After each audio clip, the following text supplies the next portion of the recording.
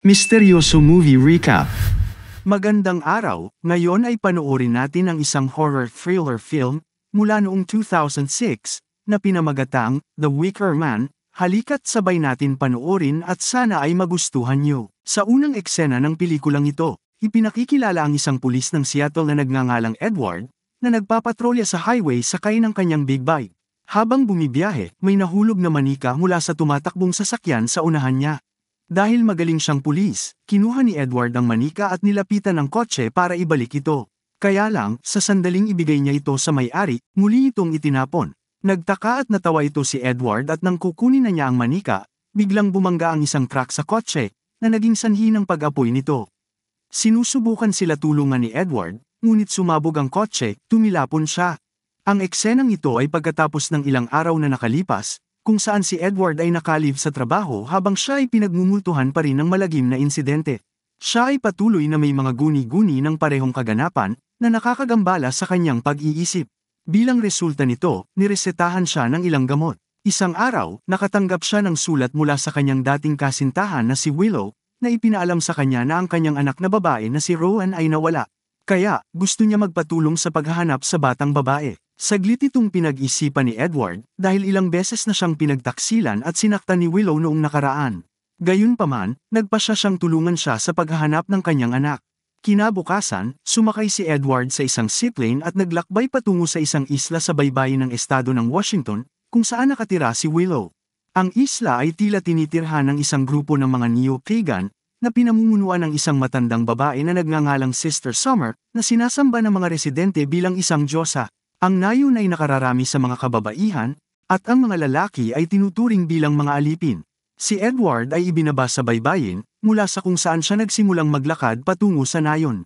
At nakatagpo siya ng isang grupo ng mga taga-nayon, kung saan nagtanong siya tungkol kay Rowan, ngunit iniiwasan nila ang kanyang mga tanong. Napansin din niya ang dalawang lalaki na may bitbit na malaking bag na may tumutulo mula rito na parang dugo. Pero tinanong niya ulit ang mga ito tungkol sa bata, ngunit pinagtatawanan lang siya ng mga ito. Pagkaraan ng ilang sandali ng paglalakad, dumating si Edward sa isang motel, kung saan idineklara niya ang kanyang sarili bilang isang pulis at ibinalita na narito siya upang imbestigahan ang kaso ng nawawalang bata. Sa gitna nito, pinatay ni Edward ang isang bubuyog sa mesa, dahilan para mapatitig ang lahat sa kanya ng may galit. Hindi niya alam na ang bee honey ang pangunahing exporter na produkto ng village, kaya ang mga taga-nayon ay nagsasagawa ng fertility ritual taon-taon para sa pagtatanim ng mga pananim na honey. Ilang sandali pa, pumasok si Willow sa motel at itinuro siya sa kanyang silid. Nang maglaon sa araw na yon, si Edward at Willow ay may lihim na pagpupulong sa kakahuyan. Ipinahayag niya ang kanyang pasasalamat kay Edward sa pagsang-ayon na tumulong at binalaan siya na tatangkain siya ng mga taga-nayon na linlangin siya. Pagkatapos ay hiniling niya sa kanya na magtiwala siya dahil naniniwala siya na si Rowan ay hinuli at nakatago sa isang lugar sa nayon. Matapos marinig ang lahat ng ito, tiniyak sa kanya ni Edward na gagawin niya ang lahat ng kanyang makakaya upang mahanap ang kanyang anak. Noong gabi ring yon, habang natutulog si Edward, napanaginipan niya ang dalaga mula sa nakaraang aksidente. Ito ang gumising sa kanya, na nag-udyok sa kanya na uminom ng kanyang gamot. Sa mismong oras na yon, napansin niya ang isang batang babae na kahawig ni Rowan na tumatakbo sa labas ng motel. Mabilis na lumabas si Edward at sinundan siya sa isang madilim na kakahuyan. At sa loob, naghanap siya ng maigi sa buong lugar ngunit ang pulang jacket lang ng dalaga ang nakita niya. Habang sa kanyang paghahanap, natapakan niya ang isang sirang tabla na gawa sa kahoy, na naging sanhi ng muntikang pagkahulog sa basement. Kinabukasan, binisita ni Edward ang paaralan sa nayon, kung saan nakilala niya ang isang guro na nagngangalang Sister Rose, na nasa gitna ng isang klase. Inabala ang klase at nagtanong tungkol kay Rowan. Gayunpaman, ang lahat ay nagkukunwaring walang alam tungkol sa kanyang kinaroroonan. Sa paghihinalang may itinatago sila, kinuha ni Edward ang rehistro ng klase ng walang pahintulot ni Sister Rose at sinuri ang mga pangalan ng estudyante. Sa kanyang pagtataka, natuklasan niyang naka-cross out ang pangalan ni Rowan. Tiningnan ni Edward ang mesa nang biglang lumipad ang itim na ibon, kaya pinilit ni Sister Rose na kausapin si Edward sa labas. Pagkatapos ng maikling pag-uusap tungkol sa pananaw ng mga taga-isla sa kamatayan, ibinunyag niya na wala ng buhay si Rowan. Nagtanong si Edward tungkol sa sanhi ng kanyang pagkamatay, at sumagot si Rose na susunugin at papatayin siya. Nang mahuli ni Edward ang salita na ginamit niya, mabilis na itinama ni Rose ang sarili sa pagsasabing, nasunog siya at namatay. Bilang karagdagan, ipinaalam niya kay Edward na ang bata ay inilibing sa bakuran ng simbahan. Sa susunod na eksena, pumunta si Edward sa bakuran ng simbahan, kung saan siya nilapitan ni Willow. Iginiit niya nang may pananalig na si Rowan ay buhay pa at ang mga taga-nayon, sa ilalim ng utos ni Sister Summer, ay inilayo siya at sinusubukang saktan siya. Inihayag din ni Willow na ang tunay na ama ni Rowan ay walang iba kundi si Edward. Pagkatapos nito, dinala niya siya sa silid ni Rowan, ikinwento ang huling pagkakataon na nakita niya ang kanyang anak sa study desk nito.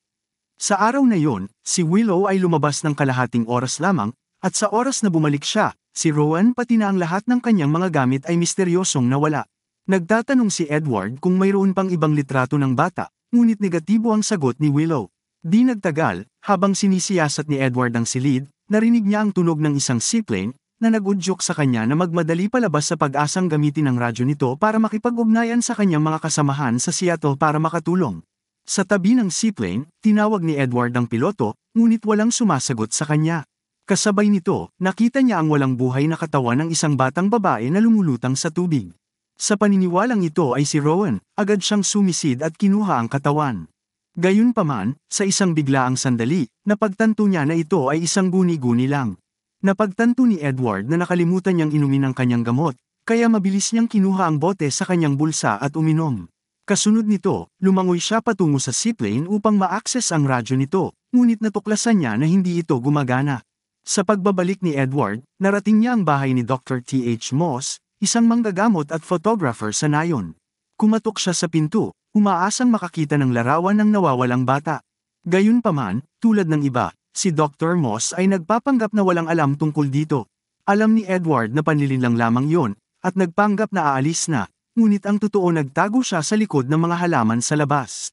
Pagkaraan ng ilang sandali, may dalawang babaeng nakasuot ng face mask ang dumating sa bahay ni Dr. Moss at isinama nila siya. Sa sandaling umalis sila, pumasok si Edward sa bahay at masusing naghanap sa bawat silid. Sa oras ng kanyang paghalungkat, natuklasan niya ang katibayan ng isang ritual na kinasasangkutan ng sakripisyo ng tao, na pinaniniwalaan ng mga taga-nayon.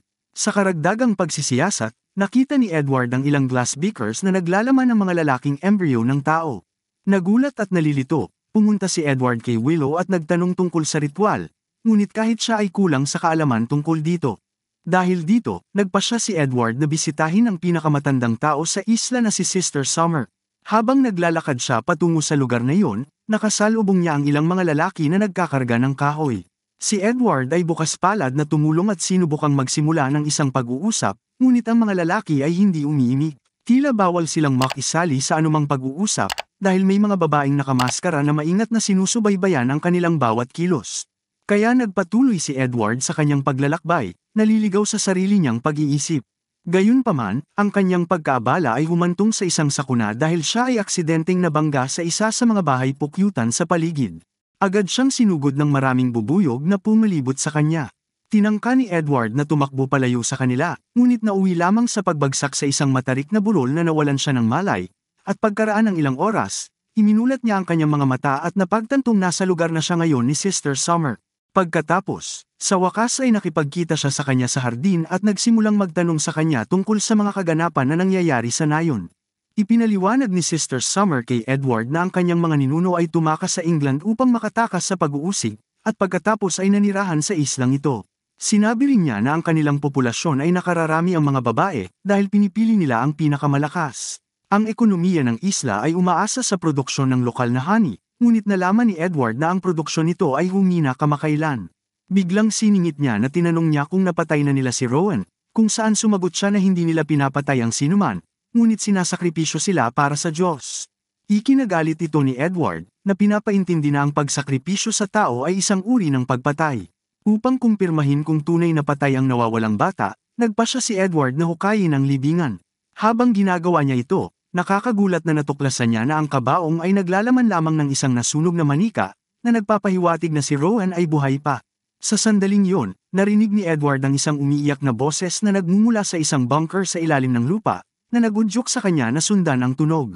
Habang siya ay bumababa, natuklasan niya ang isang pasukan na humahantong sa isang tangke ng tubig sa ilalim ng lupa.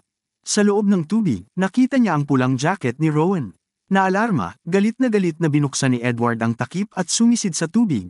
Ngunit may isang tao mula sa likuran ang naglock ng takip, kaya nakakulong siya sa tangke. Si Edward ay humihingi ng tulong ngunit parang walang nakakarinig sa labas. Lumipas ang gabi, at si Edward ay nananatiling nakakapit sa takip ng tangke. Sa kabutihang palad, sa umaga, nakita siya ni Willow at pinalaya siya mula sa bitag. Pagkatapos ay ipinakita ni Edward ang pulang jacket at manika ni Rowan bilang ebidensya na siya ay bihag doon. Hindi nagtagal, nalaman ni Edward na ngayon ang pagdiriwang ng piyesta sa isla, at ang mga taga-nayon ay naghahanda upang magsagawa ng isang ritual para sa lupa nila. Ang kaganapang ito ay pumupuno sa kanya ng takot dahil naniniwala siyang malapit na nilang isakripisyo si Rowan. Dahil dito, hinihimok niya si Willow na manatili sa bahay ng ligtas habang hinahanap niya sa buong nayon ang kanilang anak na babae. Bumisita pa nga siya sa isang lokal na coffee shop at humingi ng tulong sa mga lalaking taga-nayon, ngunit ganap na hindi nila siya pinapansin.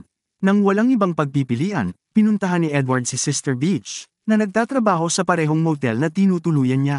Kaya pinatulog niya ito, at ninakaw ang kanyang costume ng oso, at sumali sa parada na pinamunuan ni Sister Summer, na nagsasama bilang isa sa mga naninirahan sa isla. Hindi nagtagal, napansin ni Edward na nakatali si Rowan sa isang malaking puno, na tila nakalaan para sa sakripisyo. Nang hindi nag-aksaya ng anumang oras, buong tapang niyang iniligtas ang bata at pagkatapos ay tumakas sa kakahuyan. Pagkaraan ng ilang oras na pagtakas, tila nawawala si Edward, kaya pinangunahan ni Rowan ang daan.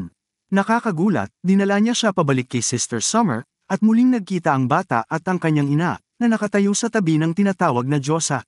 Sa isang nakakagulat na twist, pinasalamatan ni Sister Summer si Rowan para sa kanyang tulong, at napagtanto ni Edward na ang paghahanap kay Rowan ay isang pinag-isipang bitag sa buong panahon. Pagkatapos ay inihayag na si Willow, na kilala sa isla bilang Sister Willow, ay walang iba kundi ang anak na babae ni Sister Summer. Inayos niya ang kapalaran ni Edward taon na ang nakalilipas sa pamamagitan ng pagpili sa kanya bilang isang sakripisyo ng tao upang maibalik ang sinumpaang produksyon ng honey ng isla. Ang paghahayag na ito ay nagpawasak kay Edward dahil muli niyang naranasan ang pagtataksil mula sa kanyang dating kasintahan. Kasunod nito, unti-unting pinalibutan ng mga taga-nayon si Edward, at nilapitan siya. Habang nakalabas ang kanyang baril, at nagbabantang barilin silang lahat, ngunit ipinahayag ni Willow na inalis niya ang lahat ng mga bala sa kanyang baril. Pagkatapos ay hinarap at dinaig ng mga taga-nayon si Edward, malupit na binali ang kanyang mga binti upang matiyak na hindi siya makakatakas. Isinailalim din nila siya sa matinding pagdurusa sa pamamagitan ng pagpapakawala ng mga buhay na bubuyog sa kanya. Pagkalipas ng ilang sandali, dinala nila siya sa isang napakalaking manika, na tinatawag nilang Wickerman, kung saan siya ay itinaas sa itaas ng lupa at ikinulong sa loob. Sa pagsang-ayon ni Willow, sinindihan ni Rowan ng Wickerman, at si Edward ay isinakripisyo sa isang napakalaking impyerno, sa gitna ng kanyang mga hiyaw na umaalingaw sa hangin. Sa huling eksena sa pagkalipas ng 6 na buwan, na naglalarawan kina Sister Willow at Sister Honey sa isang bar sa loob ng Washington. Doon ay may lumapit sa kanila na 2 pulis, na ang isa ay nagtapos kamakailan sa Police Academy. Inaanyayahan sila ng mga babae sa kanilang tahanan, marahil upang akitin sila sa isla, tulad ng ginawa nila kay Edward, at dito natatapos ang pelikula. Marami pong salamat, sana ay nagustuhan nyo ang video na ito, suportahan nyo sana ang aking channel, sa pamamagitan ng pag-subscribe at like, salamat po, hanggang sa muli.